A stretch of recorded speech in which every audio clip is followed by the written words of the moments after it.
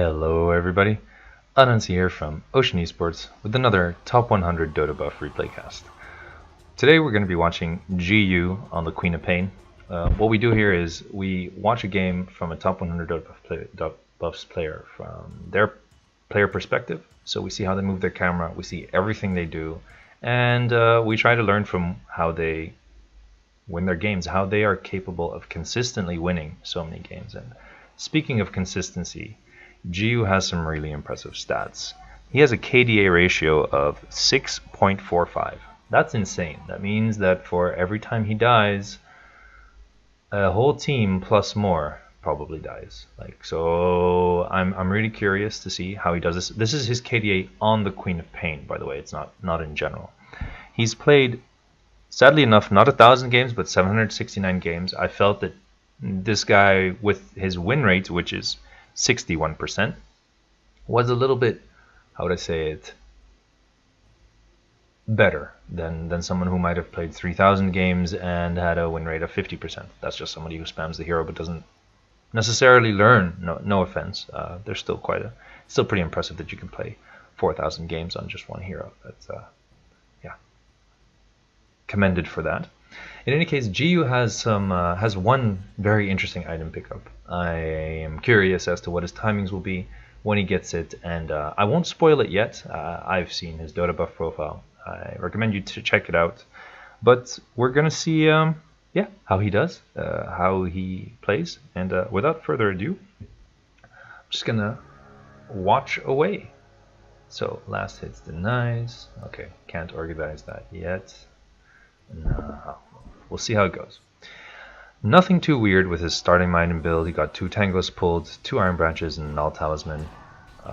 That's pretty nice. His opponent, likely opponent in any case, TA. Unless there's a mid silencer incoming, highly doubt that though with the present TA.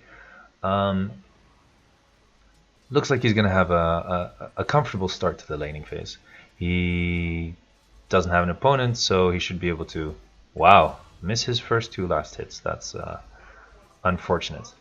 In any case, just chilling and making sure he's getting trying to get every last hit that he can, prioritizing last hits over denies, even though there's the new XP bonus. I believe, yes, this is already a replay where the mid lane has been affected by the creep increase, so that may be different. Nice for him, a support clockwork coming in to annoy the TA a little bit, and that just makes things even easier for him. I don't know if you guys noticed, but as soon as TA used her refraction, Queen of Pain used her dagger. So it was pretty instant. I'm not going to say that he might do this every single time, but he was quick to get rid of those charges early on, and that in this matchup is something that is quite nice for Queen of Pain. If those refraction charges are up and Queen of Pain tries to ult or scream, I do believe that a lot of damage is negated. So he wants to make sure that refraction is down as often as possible. Well, looking at this, he's very close to his bottle, 2 minutes in. I think I did see that his average blink time, bottle timing was 2 minutes, and that is a very solid timing. So he's already bought it at this point. It's on its way. You can see the courier moving towards him on the minimap, and he's not really paying attention to other lanes. He's just focusing on what he can do in this lane right here. Got his bottle timing at a solid moment, so he should be feeling confident about what he can achieve. I'm surprised he didn't dagger right there. But maybe there's no need. There's opportunities for a kill are not necessarily huge. His clockwork finds him a double damage rune, and that should solidify his presence in the lane. It is quite nice that this clockwork is there. Gets himself a last hit and a tiny bit of XP, but definitely helps to have a teammate that is so that helps you out when you're in mid. Looking at it, he's actually top of the last hits chart, on top of the last hit charts with he's 15 and 5. His team is doing pretty well as well, and yeah, Looks like they're all fine. Just throws out a dagger to harass a little bit and continues to get the all the last hits that he can. Not too much aggression coming out of him, even though he's got a double damage rune, which I am a little bit surprised about. Very quick there on the Iron Branch Tango use.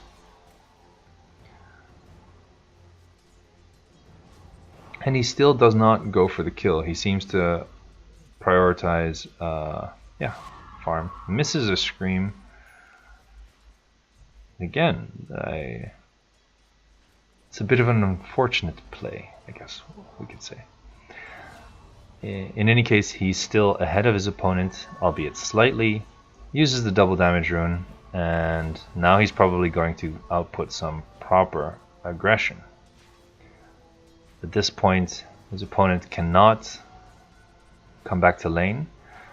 He's made his opponent scared, and he can go for the next rune because the rune just spawned. And that's something that is probably one of the keys to playing Queen of Pain, is rune control. With a haste rune, you can output pressure at minute 2, minute 4 already. As a Queen of Pain, you can blink in, haste, scream, kill somebody, and then get out.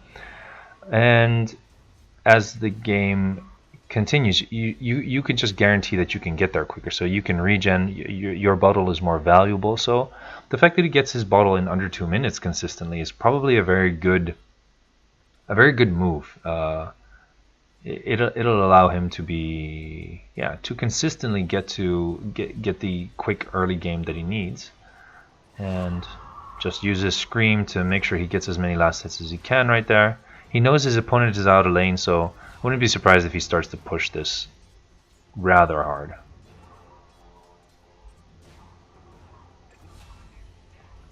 Doesn't TP yet. Seems to prefer just pushing mid.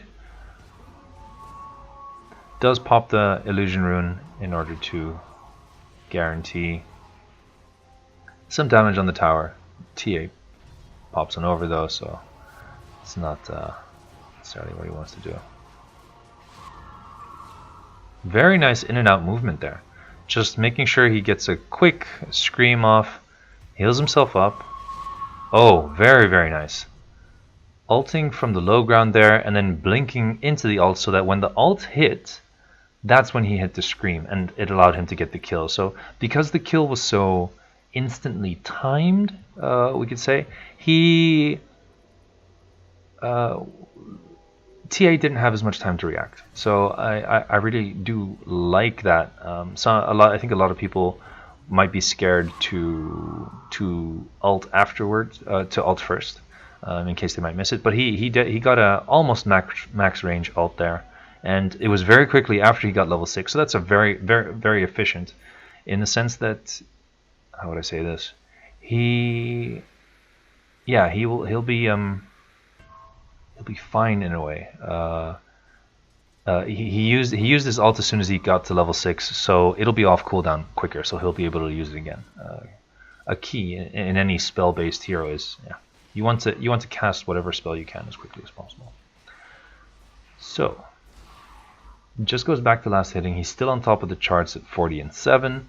Has not really forced anything. Likes to keep runes in his bottle, just ready for when he needs them. I guess he'll save this till about minute, close to minute 8 in any case, unless there's a really good opportunity. So it looks like he's more opportunistic than he is, than he's willing to make things happen himself. So, wow, that's so nice. When your support Clockwork is taking out your mid TA, I do have to admit that is rather pleasant. Notice there he hit the range creep, he hit a different melee creep, and then screamed in order to get as much damage off. He currently has his treads switched to int. That means they do more he does more damage in his auto attacks, and he also should regen mana faster. Has more int. Not 100% sure about that. Actually, with Crystal Maiden aura, he might actually regen mana slower, because the aura would provides a percentage based on your total HP pool, I believe. Let's see. just adds a flat amount of mana regeneration. So the lower your mana pool, the quicker you would regenerate. So he would regenerate mana faster if he had it on treads, but he would hit softer. In any case, indeed, waits till about minute 8. Afterwards, the rune is spawned. Now he has haste and double damage. So that's quite key. Waiting for the opportunity of a double rune spawn, and he doesn't even use the double damage rune here. I don't know if you guys noticed that. He's baiting the Tusk. He could probably kill that Tusk in a second. Yeah, that Tusk is gonna be, no, he's not gonna risk it. Okay, does not chase. I have to admit, I commend him for not being greedy there. I mean, what is the reason to be going for the Tusk there? He's a mid Queen of Pain, and he would risk his life to kill a support Tusk. This is less risky than it might seem. He can just, exactly, he can just blink, scream there. Now he can TP out as long as there is no opposing hero that's going to get to him. But that guy might actually, no. Notice that he switched his treads to strength before, I would hope, before he jumped over there. But that gave him just that little bit extra HP, which could make the difference in a play like this. When he's being so aggressive, you want to have as much HP as you can. So generally you switch to strength treads when you're going to fight, unless you're so safe that you can keep your primary attribute as treads. He's not going to make it over there, up there in time to help his anti-mage. Yeah, he's just going to go back to mid and farm away. His teammates are helping out pretty well. And again, he controls runes. Just controlling runes. By controlling runes, he's able to help out a teammate. Wow, they are diving his teammate so deep. He just gets to clean up. And his teammate even managed to escape.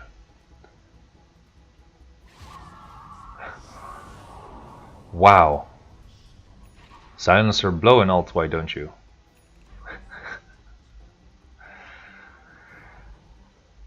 So, by going for runes, he was in a closer position to potentially help a teammate out, and his teammate was in trouble, so he was able to get a rune. Use the arcane rune because it decreases cooldown on all his spells, which is huge. Yeah, especially on blink, that means he can just go away, do his thing. Note that he's using his spells a lot more while he has this arcane rune, because that increases the value of the arcane rune. You can, by making sure you use them more often, you can just get more uses out of it. Again, another efficiency that it is good to implement. He has been out of lane, but he's still slightly ahead in kills, at least, from the. Oh wow, so lucky.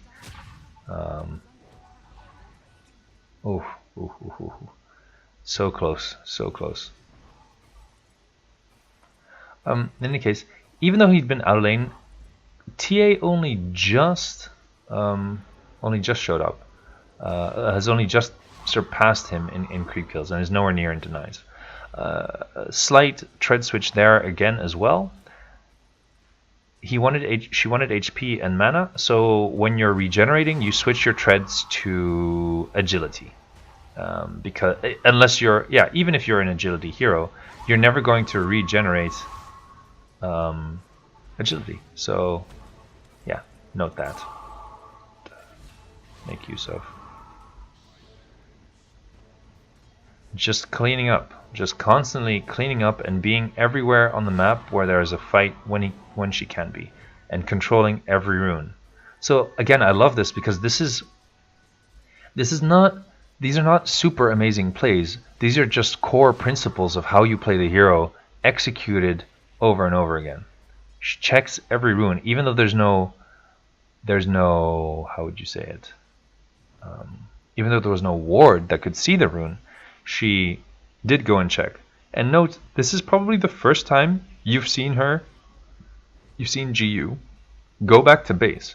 It's the first time he didn't get a rune. So this is also how you counter a Queen of Pain. you control the runes, because then her primary source of regen, which is usually her bottle, cannot be used. Or cannot be used as effectively, and so the initial 600 gold that was invested is kind of useless. Doesn't know where she wanted to go yet, so is looking across the map, and instead of teleporting somewhere, moves over there. Slowly moving bottom, blinking to get there as quickly as possible, and sadly enough, yeah, Gyrocopter will probably bite the bucket, but I think, again, it's going to be just in time to clean up.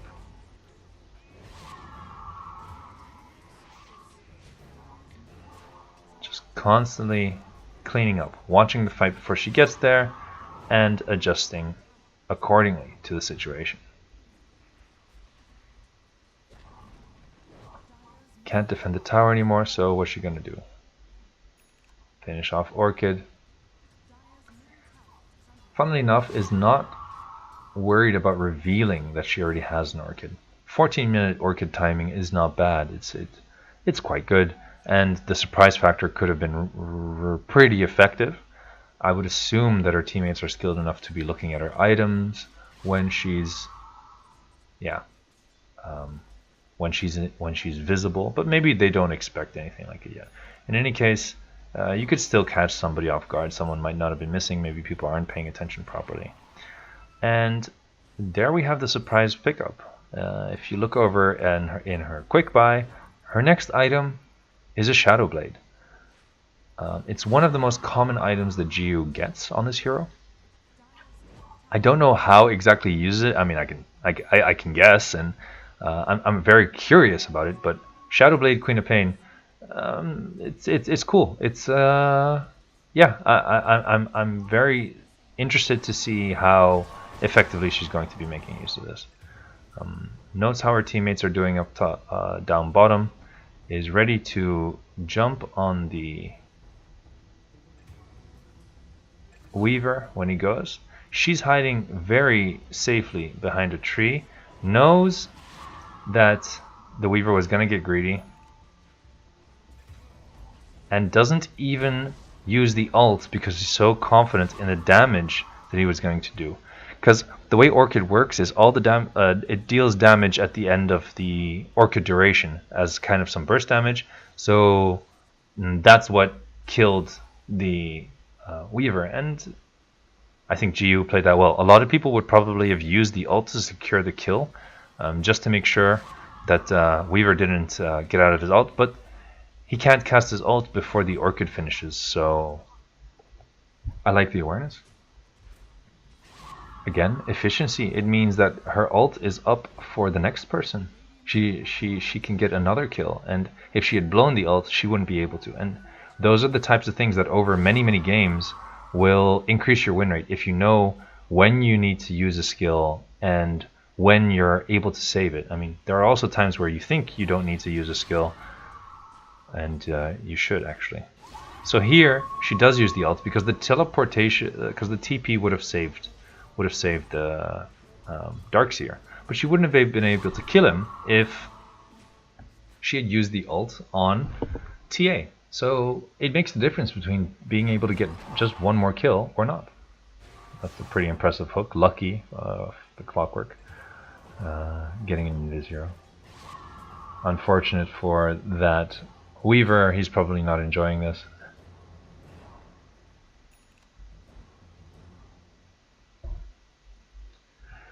But so Shadowblade's done. Note that in between killing the Weaver earlier and then killing the Darkseer, she was farming the forest, so stayed around in the area, was still getting farmed, so was not being useless in just waiting in trees. She was still increasing her level and doing worthwhile things, but did not move away from somewhere where she thought there would likely be another hero. So now she's got her Shadowblade, and yeah, this is probably going to be an easy kill.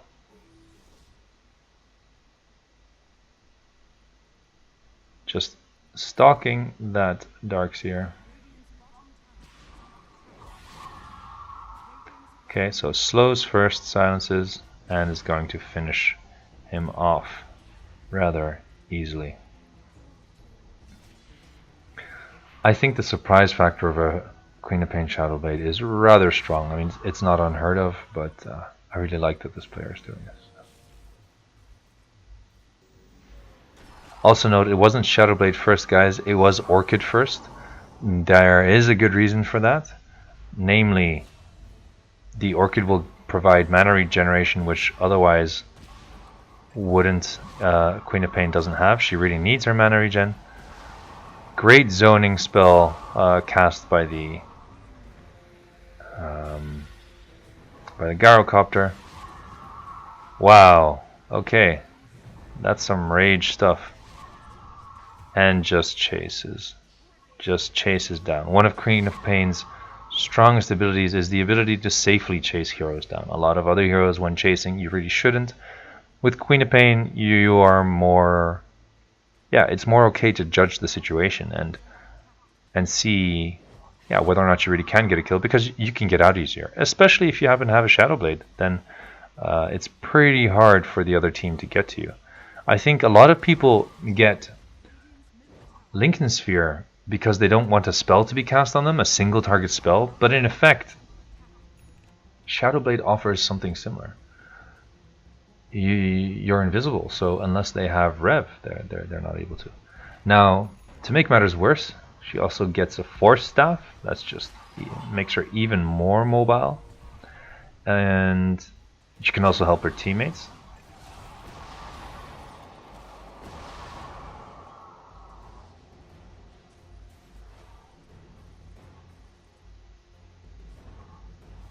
And well done by the clock.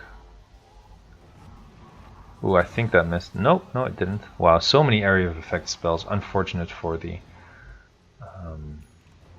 for the TA. And wow, the mobility is just so strong. CM almost stole that. This build, Force Staff, Shadowblade, Queen of Pain. The mobility is just so impressive.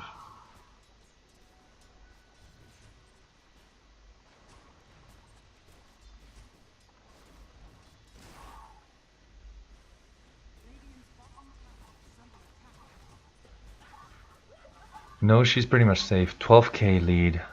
Mid-hero core is down, so she can just take a tier 2 by herself. I mean, a level 19 Queen of Pain hits pretty hard. Still on top of the last hit charts, ahead of even the Anti-Mage, although Anti-Mage will always probably take over if a game goes on for longer. We'll be having his Battle Fury, etc. So, wow. And sure enough, just piling on the aggression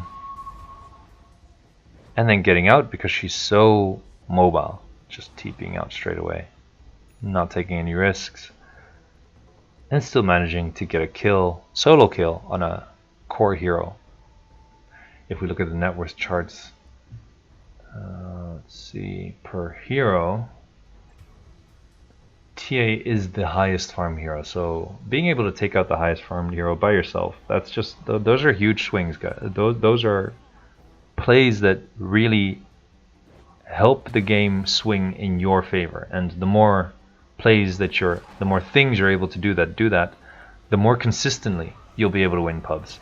So yeah, I do also need to give it to this Clockwork. Like, he's second highest net worth in Emo support. That's insane. Maybe I should be covering him. It's not Jafari Park, is it? Yeah, really well played. It doesn't look like this is going to last much longer.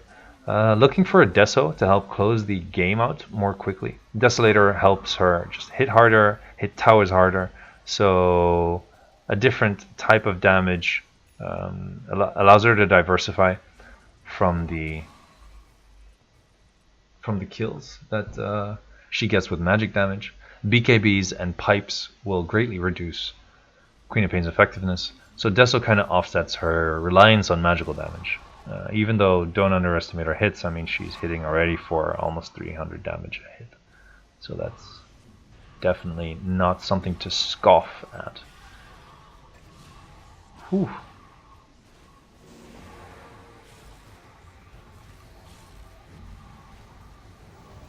patiently waiting on the outside of a fight, not going in needlessly. I mean, her ult is 6 seconds off cooldown, so it is more ideal to wait for the ult, because it would be a waste to have a fight that didn't go well when you could have waited just a little bit longer and then a big spell would have been off cooldown. Just harassing, split pushing, because she can move in between lanes so quickly. Make sure to show up instantly though, like keeps an eye on the mid lane so that she can quickly show up, get a silence off, which is key in killing a Weaver. I mean, silencing a Weaver is yeah, huge, especially before he has Lincoln Sphere. That's what you should be doing all the time. So that's also part of what makes it so important to get the silence stick early. The earlier you get the silence stick, the harder you can stop the Weaver from getting his Lincoln Sphere. And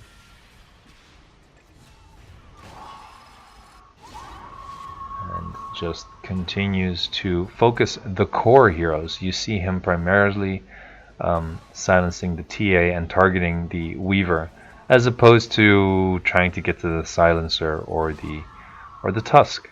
So yeah, great job focusing on core heroes and also succeeding in taking them out.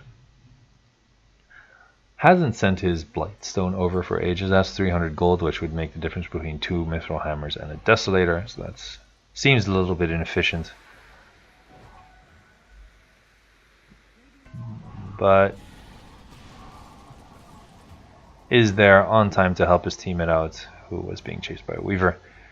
And that's kind of your role. What you should be doing as a Queen of Pain, just making sure you're there because you are mobile. So use that mobility.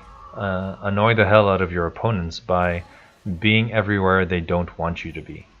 Always be everywhere. And there's the Deso. Add a Hurricane Pike on top of that. So that is wow. 4 staff blink Shadowblade out of the base. Note he uses all of those skills though to get out of the base. He gets out of there as quickly as possible, so he's around the map. He's halfway to the map before his Shadowblade is used. So extremely mobile, extremely fast, and that's a different way of being extremely hard to kill. I think that's really yeah, just very key. Blow up that silencer real quick before the silencer can ult. That secures their ability to take their racks. That's a very high priority target because silencer ult can completely wreck team fights. Now they don't have to be worried about moving up high ground into a silencer ult, and you can just close things out. Focus on objectives, don't chase kills, not too deeply in any case. I mean, if someone's out of position, of course.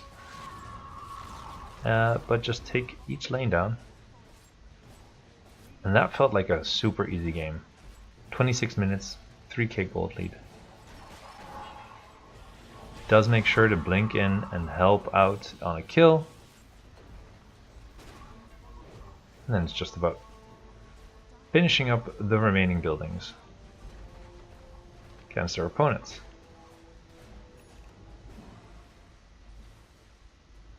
I don't see there being any things that are too difficult in this. I'm surprised that somebody has able to have such a high win rate on this hero. I'm very curious whether or not it's this build and other people need to just wake up to the potential that this offers. Because I think she played a really solid game, and it's not something I think I see often enough, given how powerful it probably truly is. Now, they've taken 2 lanes. That doesn't mean the game's over yet. She's just so mobile. Shadowblade's in.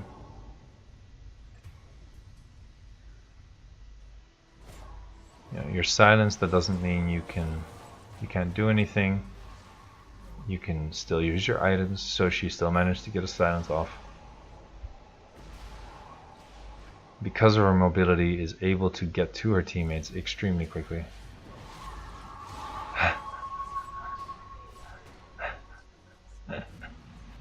Oh, that gyrocopter would make me rage.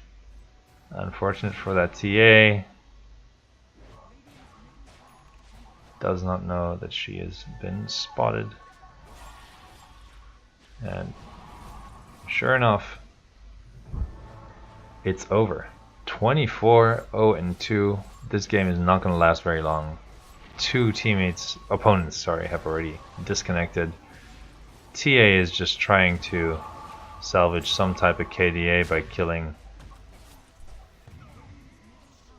Crystal Maiden. What a prick. And yeah, I hope you guys learned something. I hope it was interesting to see this slightly different item build on Queen of Pain. And yeah, tune in next time. I definitely learned something. Hope you guys did too. And thanks for watching.